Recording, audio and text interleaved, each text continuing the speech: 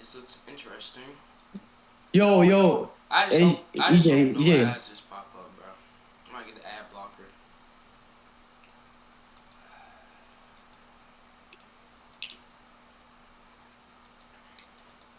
Yo, this tune is horrible, bro. The heck?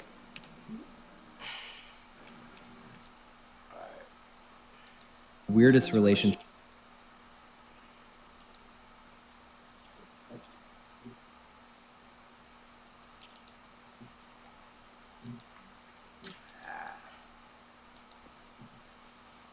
Oh my gosh.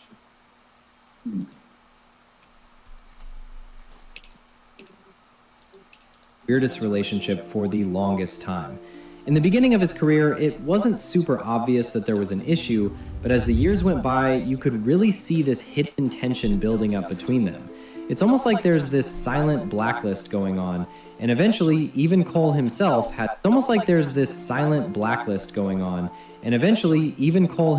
had to address it. This whole situation got so bad that if you were watching the 2026 Grammys this year and paying close attention, you probably noticed that J.Cole was nowhere to be found in the audience. He wasn't there at all. Instead of being a part of that big night or fitting into that whole organization system, he just chose to skip it entirely and stay home to work on his craft. To really understand why their relationship got so stale, we have to go back to where it all started. You see, back in the day, Cole was just starting out, and he wasn't the massive superstar he is now.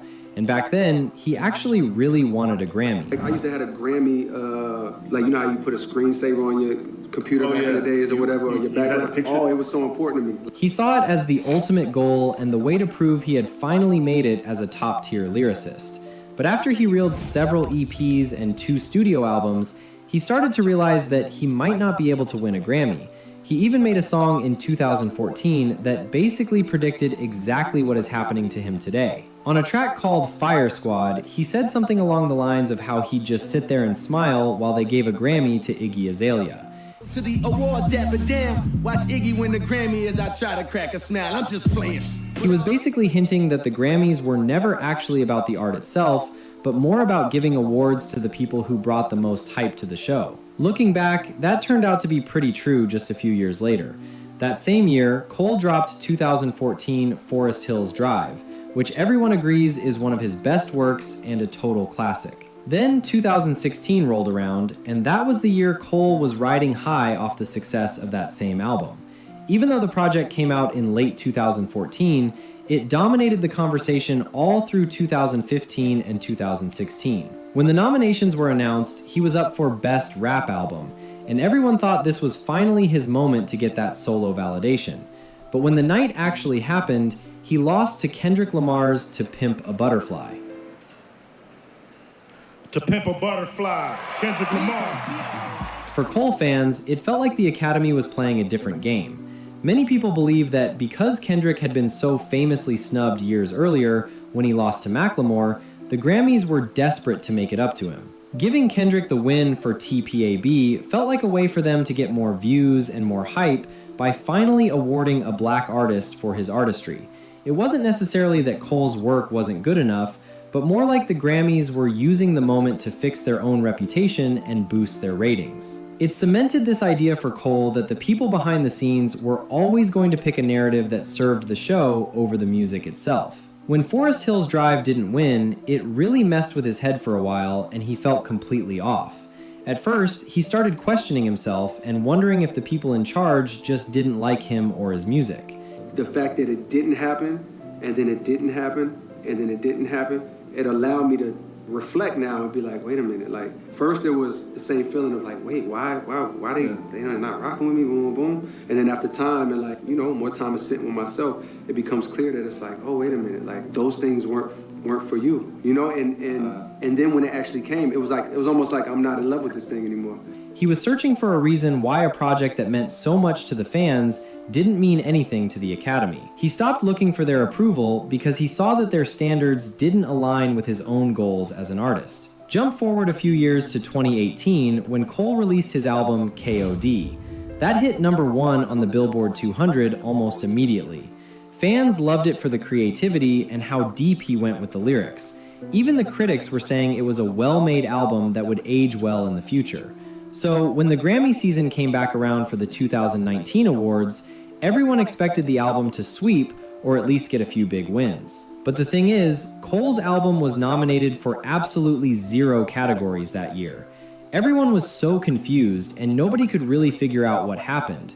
Some people thought maybe he just didn't send his songs in for a nomination, which would explain why he got ignored, because there was no way the music was so bad they didn't want to acknowledge it. But other people started talking about how this might be proof of a hidden agenda between the Grammys and J. Cole that we didn't know about yet. By this point, it was clear that this was more than just a random guess. The situation with The Weeknd in 2021 really highlights why Cole eventually decided to check out of the system entirely. Abel had the biggest year of his career with After Hours. You couldn't go anywhere without hearing one of his songs. It was a massive commercial hit, yet when the nominations came out, he got 0. It was so disrespectful that The Weeknd straight up called the Grammys corrupt and decided to not submit his music again. Seeing a peer like The Weeknd get treated that way after doing everything right by industry standards likely pushed Cole further away. It proved that the system wasn't just flawed, but was intentionally ignoring the artists who were actually defining the culture. Whoa. What's that? I just built a budgeting app in Base 44. Guys, Nina just built a... When you combine the 2016 snub, where he felt overlooked despite his impact, with the blatant disrespect shown to The Weeknd, it makes total sense why Cole stopped showing up. He realized that if the biggest song in history isn't enough to get a nod, then the trophy itself doesn't actually mean anything. Now, some people might say, wait, Cole does have Grammys. He won Best Rap Song in 2020 for his feature on 21 Savage's A Lot, and then he won Best Melodic Rap Performance in 2024 for All My Life with Lil Durk. But the problem with those wins is that it wasn't a win for him or for the art that he made, but for the features he was on. He even admitted himself that the only reason he finally won was because of those collaborations. Bro, I won a Grammy with somebody else. Yeah. It ain't even like it was me as a feature on somebody's song. It ain't for nothing I did, you know what I mean? When it comes to his own projects and his own solo albums, he has always been overlooked. So when we finally get to 2026, he just didn't show up for the occasion at all. He actually went out of his way to release his new album on February 6th, just 5 days after all the Grammy buzz died down. That proved he wasn't looking for their stamp of approval anymore. He didn't want them to take the hype of his release and use it to help their own TV show. The whole rollout felt like a big FU to the music industry. To promote the work, he was seen driving around his city in his first car, that 2020 Honda Civic, handing out CDs and playing basketball with people like he was just an unsigned artist starting from the bottom again.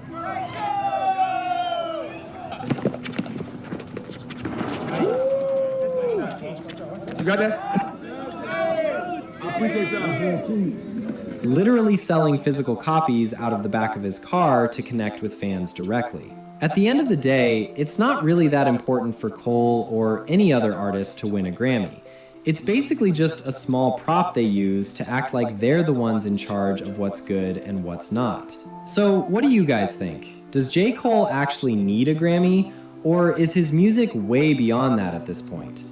Let me know your thoughts in the comments, and until next time, stay safe. Nice, bro.